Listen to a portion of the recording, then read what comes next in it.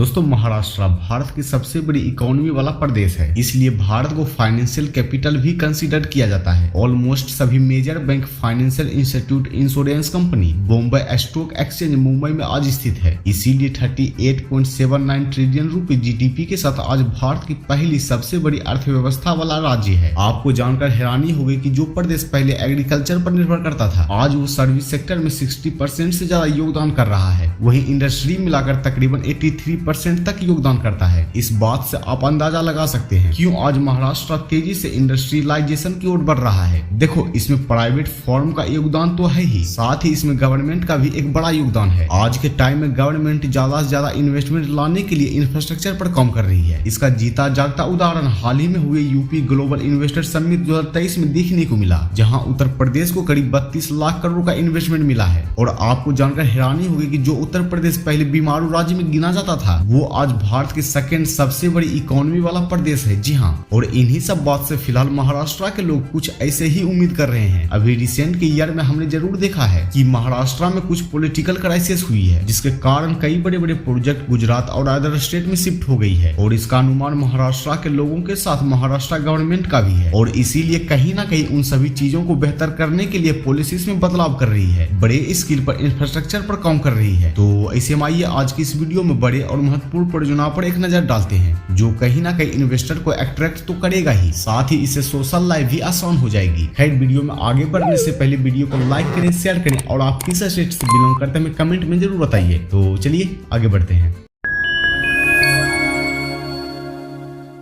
तो इस लिस्ट में पहला प्रोजेक्ट है बरसोवा विरार सी लिंक। दोस्तों, जैसा कि हम सभी को पता है कि मुंबई का ट्रैफिक डे बाय डे बढ़ती जा रही है। हालांकि रिसेंट के ईयर में गवर्नमेंट ऑफ महाराष्ट्र और गवर्नमेंट ऑफ इंडिया ने कई बड़े परियोजनाओं को साकार किया है, और अब बारी है बरसोवा से विरार तक एक समुद्री ब्रिज यानी समंदर के ऊपर सड़क बनाना। जी हाँ, इस परियोजना को मुंबई महानगर प्रदेश विकास पदाधिकारी यानी कि MMRDA की देखरेख में तैयार होगा। फिलहाल तो इस परियोजनाओं की टेस्टिंग और रिपोर्टिंग पर काम चल रही है, लेकिन कुछ मीडिया रिपोर्ट्स की माने तो पूरा प्रोजेक्ट 96 किलोमीटर लंबा होगा, जिसे 6 से 8 लेन के तर्ज पर 43 किलोमीटर का हिस्सा सी में और 53 किलोमीटर का हिस्सा जमीन पर होगा। बता दें कि ये प्रोजेक्ट 2 फेज में तैयार होगा, और फेज 2 में वसाई से विरार तक होगा। वहीं खबर निकलकर यह भी आ रही है कि पालघर तक एक्सटेंशन किया जाएगा, और जो प्रोजेक्ट फिलहाल 32,000 करोड़ में तैयार होना था, चूंकि अभी पालघर तक एक्सटेंशन किया जाएगा, इसलिए अब इसकी बजट 40,000 करोड़ है। मतलब ये महाराष्ट्र की on off the biggest project में से एक है, और ये एक बेहद ही खूबसूरत परियोजना है। खैर, देखते हैं ये कब तक बनकर तैयार होता है। फिलहाल इसका DPR और टेस्टिंग पर काम चालू है, लेकिन जब ये प्रोजेक्ट बनकर तैयार हो जाएगी तो ये मुंबई की तीसरी सी लिंक होगी, जो ट्रैफिक को बहुत हद तक कम कर देगी और इन्वेस्टमेंट को ज्यादा से ज्यादा कंज्यूम करेगी। वहीं इस लिस्ट का दूसरा प्रोजेक्ट है नवी मुंबई इंटरनेशनल एयरपोर्ट। दोस्तों, मुंबई ट्रांस हार्बर लिंक के बाद नवी मुंबई इंटरनेशनल एयरपोर्ट मुंबई का दूसरा प्रोजेक्ट है, जिसका ट्रैफिक 2024 में ही ओपन होगा। बता दें कि ये प्रोजेक्ट हमेशा से ही एक महत्वपूर्ण टॉपिक बना हुआ है, और आज जब मैं ये बात कर रहा हूँ तो ऑलमोस्ट इसका 60% से ज्यादा तक का काम कंप्लीट कर लिया गया है। अडानी ग्रुप ऑफिशियल का कहना है कि 2024 दिसंबर तक फेज 1 का काम पूरा कर लिया जाएगा। अडानी ग्रुप ऑफिशियल क्यों कह रही है? क्योंकि इस एयरपोर्ट को अडानी ग्रुप ही डेवलप कर रही है, जिसमें इसका 74% तक का शेयर है। वहीं सिडको का तकरीबन 24% का शेयर है। इस एयरपोर्ट का खास बात यह है कि इसके अंदर 3 टर्मिनल होगी, 2 रनवे होगी जो तकरीबन 3700 मीटर लंबी होगी। टर्मिनल का काम आज के समय में ऑलमोस्ट कंप्लीटेड है। वहीं ट्रैफिक कंट्रोल टावर अपने शेड्यूल के हिसाब से काम कर रहा है। उम्मीद करेंगे नवी मुंबई इंटरनेशनल एयरपोर्ट का जो अपने निर्धारित समय है उससे पहले कंप्लीट हो जाए और पब्लिक के लिए ओपन कर दी जाए, क्योंकि हम सभी को पता है Mumbai airport day by day अपनी क्षमता से अधिक होती जा रही है, और इसी चीज को बैलेंस करने के लिए, हैंडल करने के लिए, इसकी क्षमता को रिड्यूस करने के लिए ही अल्टरनेट के तौर पर इस नवी मुंबई में नवी मुंबई इंटरनेशनल एयरपोर्ट को विकसित किया जा रहा है। हालांकि नवी मुंबई इंटरनेशनल एयरपोर्ट के बनने से न सिर्फ नवी मुंबई की ट्रैफिक में कमी आएगी, बल्कि जिस तरीके से नवी मुंबई तैयार हो रहा है वो मुंबई से कहीं ज्यादा अट्रैक्टिव और डेवलप इन्वेस्टमेंट प्रस्ताव है। वहीं चूंकि इंटरनेशनल एयरपोर्ट यहाँ पर बन रहा है, तो एक नैना सिटी भी बनाया जा रहा है, जो तीसरी मुंबई के रूप में पूरी तरह से पहचाना जाएगा। बता दें कि नैना सिटी मुख्य रूप से नवी मुंबई के आसपास के एरिया में ही डेवलप की जाएगी, जो पूरी तरह से प्लान और विश्व स्तरीय शहर होगा। ऐसे में कहीं ना कहीं नवी मुंबई इंटरनेशनल एयरपोर्ट हर एक लिहाज से महत्वपूर्ण परियोजना है, जो ज्यादा से ज्यादा इन्वेस्टमेंट प्रपोजल को एक्सेप्ट करने में सबसे बड़ी भूमिका होगी।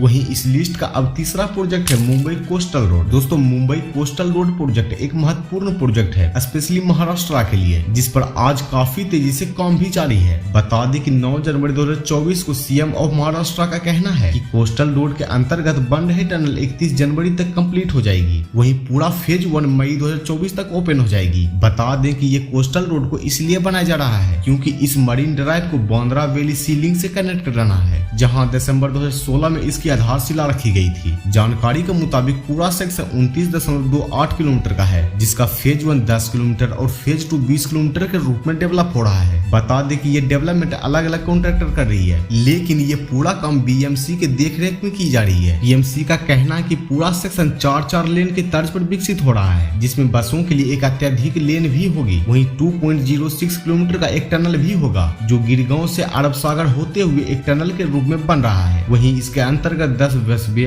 800 कार क्षमता वाली 3 अंडरग्राउंड पार्किंग, 16 पैदल यात्री अंडर पार्क आदि यहाँ पे बनाए जा रहे हैं। फेज 1 चूंकि वर्तमान में कंप्लीटेड है, वो मई 2024 में ओपन हो सकती है। बता दें कि इसको बनाने में टोटल 12,700 करोड़ रुपए की लागत आ रही है। वहीं अगर मैं फेज 2 की बात करूं तो ये पूरा सेक्शन 20 किलोमीटर का है, जिस पर टेंडर प्रक्रिया का काम चल रहा है, जिसे जल्द ही 6 पैकेजेस में डेवलप की जाएगी। इसके बनने से मुंबई के लिए बेनिफिट तो होगा ही, साथ ही मुंबई की ट्रैफिक भी बहुत हद तक कम हो जाएगी। इसके अलावा रियल एस्टेट में बूस्ट होगा, लैंड इसके अंदर होगा और आमची मुंबई काफी बेहतरीन होगा। वहीं अब इस लिस्ट का आखिरी प्रोजेक्ट है Mumbai metro line 3। Equal line के रूप में मशहूर ये मुंबई मेट्रो का तीसरी लाइन है। बता दें कि ये मुंबई के लिए बेहद इंपोर्टेंट परियोजना है और इसीलिए हमेशा एक चर्चा का विषय भी बना रहता है। बता दें कि ये पूरा कॉरिडोर 33.5 किलोमीटर का है, जो आड़े से कफे फ्रेड तक वेस्टर्न सबवन से साउथ मुंबई को कनेक्ट करती है। इस परियोजना को 21 फरवरी 2019 को ही घोषणा की गई थी, जिससे कहीं ना कहीं मुंबई के इस रीजन में रियल एस्टेट में दबाव मिलेगा, आवाजाही में आसानी